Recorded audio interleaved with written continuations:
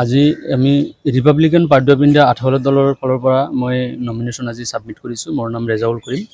মই আজি returning officer Dhubri Lok Sabha সমষ্টিৰ তেখেতৰ হাতত নমিনেশ্যন ছাবমিট কৰিছোঁ আৰু ইতিমধ্যে প্ৰচেছ ক্লিয়াৰ কৰিছোঁ।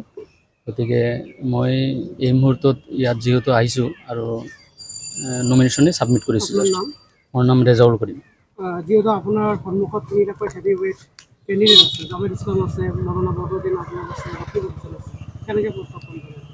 মই চাওক, আপোনালোকে জানে, মিডিয়া চেনেলৰ জৰিয়তে সকলো ৰাইজে জানে, ধুবুৰী লোকসভা সমষ্টিৰ ৰাইজে, যিহেতু মই দীৰ্ঘদিনৰ পৰা 2016 চনৰ পৰা আজি 2024লৈকে মই ৰিপাব্লিকান পাৰ্টি অফ ইণ্ডিয়া 18 দলৰ ৰাষ্ট্ৰীয় সভাপতি তথা ভাৰত চৰকাৰৰ সামাজিক ন্যায় মন্ত্ৰী মাননীয় শ্ৰীযুত ৰামদাস আঠাৱালে চাহাবৰ বলিষ্ঠ নেতৃত্বত যথেষ্ট উন্নয়নমূলক কাম কৰিছোঁ আৰু এই উন্নয়নমূলক কামে মোক আগুৱাই লৈ গৈছে আৰু ৰাইজৰ যথেষ্ট সমৰ্থন আছে।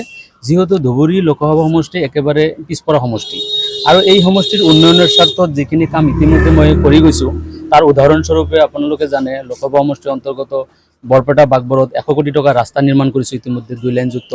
বাগবৰত 12 কোটি টকা মডেল ডিগ্ৰী কলেজ ইতিমধ্যে সম্পূৰ্ণ হৈছে। চৰ অঞ্চলত বৰ্ড এম্বুলেন্স দিয়া হৈছে 50 লাখ টকা বেয়াপেকে, 108 গাড়ী দিয়া হৈছে। চৰ অঞ্চলত চ'লাৰ লাইট দিয়া হৈছে। গোৱালপাৰাত এটা নেশ্যনেল টেকনিকেল ইউনিভাৰ্চিটি হৈ আছে। এনেকুৱা বহুতো উন্নয়নমূলক কাম কৰিছোঁ আৰু বিশেষকৈ যিহেতু ধুবুৰী লোকসভা সমষ্টিৰ যিহেতু ব্ৰহ্মপুত্ৰ বা ৰিভাৰাইন এৰিয়া, গতিকে এই সমষ্টিৰ কাৰণে আটাইতকৈ ডাঙৰ মেজৰ যিটো সমস্যা সেইটো হ'ল ৰাইজৰ ব্ৰহ্মপুত্ৰ পাৰ্মানেণ্ট প্ৰটেকশ্যনৰ যিটো সমস্যা। গতিকে ইতিমধ্যে আমাৰ কেন্দ্ৰীয় চৰকাৰৰ মাননীয় মন্ত্ৰী ৰামদাস আঠাৱালে চাহাবৰ বলিষ্ঠ নেতৃত্ব আমাৰ মাননীয় মন্ত্ৰী চাহাবে ইতিমধ্যে শ্ৰী গজেন্দ্ৰ সিং শেখাৱত ডাঙৰীয়ালৈ, অনাৰেবল মিনিষ্টাৰ ৱাটাৰ ৰিচোৰ্চ লৈ ইতিমধ্যে গভৰ্ণমেণ্ট অফ ইণ্ডিয়ালৈ লেটাৰ এখন দিছে যে বহৰীৰ পৰা বাংলাদেশ বৰ্ডাৰলৈকে অৰ্থাৎ ধুবুৰীৰ শেষ এৰিয়ালৈকে ব্ৰহ্মপুত্ৰ প্ৰটেকশ্যন হ'ব লাগে আৰু ইতিমধ্যে ডিপাৰ্টমেণ্টলি আণ্ডাৰ প্ৰচেছ হৈছে। আৰু যিহেতু শিক্ষাৰ ক্ষেত্ৰত মই ইতিমধ্যে আপোনালোকে জানে যে গোৱালপাৰাত এটা নেশ্যনেল টেকনিকেল ইউনিভাৰ্চিটি হোৱাৰ ক্ষেত্ৰত 100 বিঘা লেণ্ড ইতিমধ্যে গভৰ্ণমেণ্টে আণ্ডাৰ প্ৰচেছ কৰিছে।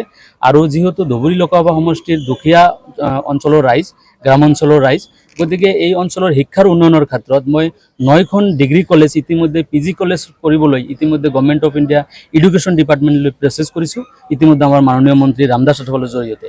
গতিকে ধুবুৰীৰ ৰাইজক মই এটা বাৰ্তা দিব বিচাৰোঁ, যিহেতু দীৰ্ঘদিনৰ পৰা ধুবুৰীৰ ৰাইজে যিহেতু বিভিন্ন সমস্যাত জৰ্জৰিত এটা সমষ্টি, গতিকে এই সমষ্টিৰ উন্নয়নৰ স্বাৰ্থত যিহেতু কেন্দ্ৰ চৰকাৰৰ যিহেতু এলায়েন্সৰ পাৰ্টি আমাৰ যিহেতু ৰিপাব্লিকান পাৰ্টি অফ ইণ্ডিয়া 18 দল, গতিকে এই দলৰ প্ৰাৰ্থী হিচাপে যিখিনি মোৰ কৰিব লগা ইতিমধ্যে মই ৰাইজক মই মোৰ নমুনা দেখুৱাই গৈছোঁ ডেভেলপমেণ্টৰ ক্ষেত্ৰত।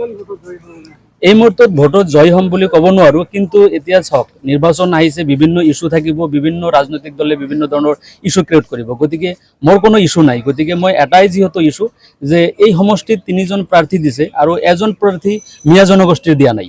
আটাইতকৈ ডাঙৰ সমস্যাটো হৈছে যে সৰহসংখ্যক ভোটাৰ যিহেতু মিয়া জনগোষ্ঠী আছে ধুবুৰী লোকসভা সমষ্টিত আৰু এজনো প্ৰাৰ্থী মিয়া জনগোষ্ঠীৰ দিয়া নাই। গতিকে RP আঠাৱালে যিহেতু দলে যিহেতু মোক মনোনীত কৰিছে মিয়া জনগোষ্ঠীৰ প্ৰাৰ্থী হিচাপে, মই আশাবাদী যে মই 2 পৰা 3 লাখ ভোটত মই জয় হ'ম। মিয়া জনগোষ্ঠীৰ ৰাইজে মোক ছাপোৰ্ট দিব আৰু ইতিমধ্যে কাম কৰিছোঁ।